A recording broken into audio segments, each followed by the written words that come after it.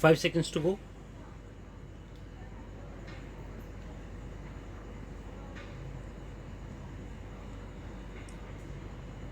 Start. The main purpose of the United Nations is to build up a world without war, a world based on the cooperation of nations and peoples. It is merely a world where war is kept in check by a balancing of armed forces. It is much deeper than that. It is a world from which the major causes of war have been removed and social structures built up which further peaceful cooperation within a nation as well as between nations. In the preamble of the Constitution of the UNESCO, it is stated that war begins in the minds of men.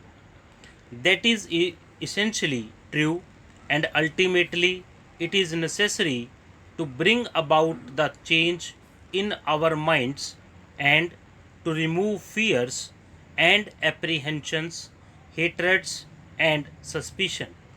Disarmament is a part of this process, for it will create an atmosphere of cooperation, but it is only a step towards our objective, a part of the larger efforts to rid the world of war and the causes of war. In the present context, however, disarmament assumes a very special importance for us, overriding all other issues. For many years past, there have been talks on disarmament, and some progress has undoubtedly been made insofar as the plans and proposals are concerned. Still, we find that the race of armaments continues, as also the efforts to invent even more powerful engines of destruction. If even a small part of these efforts was directed to the search for peace, probably the problem of disarmament would have been solved by this time. Apart from the moral imperative of peace, every practical consideration leads us to that conclusion. For as everyone knows, the choice today in this nuclear age is one of utter annihilation and destruction of civilization, or of some way to have peaceful coexistence between nations. There is no middle way. If war is an abomination and an ultimate crime which has to be avoided, we must fashion our minds and policies accordingly. There may be risks, but the greatest risk is to allow the present dangerous drift to continue.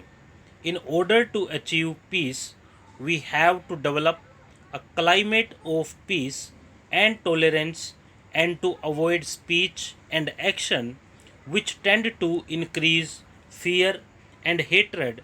And at the present, it may not be possible to reach full disarmament in one step, though every step would be conditioned to that end. We live in an age of great revolutionary changes brought about by the advance of science and technology. Therein lies the hope for the world and also the danger of sudden death. Because of these advances, the time we have for controlling the forces of destruction is strictly limited. If within the next 3 or 4 years effective disarmament is not agreed to and implemented, then all the goodwill in the world will not be able to stop the drift to certain disaster. In the context of things as they are today, the great nations, the United States of America and the Soviet Union, hold the key to war and peace. There is a great responsibility, but every country, big or small, is concerned in this matter of peace and war, and therefore every country must shoulder its responsibility and work to this end. In order to deal with these bit issues effectively, we have to take big and impersonal views. It is only the United Nations as a whole that can ultimately solve these problems. Therefore, while all efforts towards disarmament must be welcomed, the United Nations should be closely associated with such efforts. The question of disarmament has been considered at various levels. There is the question of general disarmament and of the ending of test explosions of nuclear and thermonuclear weapons. So far as test explosions are concerned, considerable progress has been made in the discussions of the committee which has been meeting in Geneva.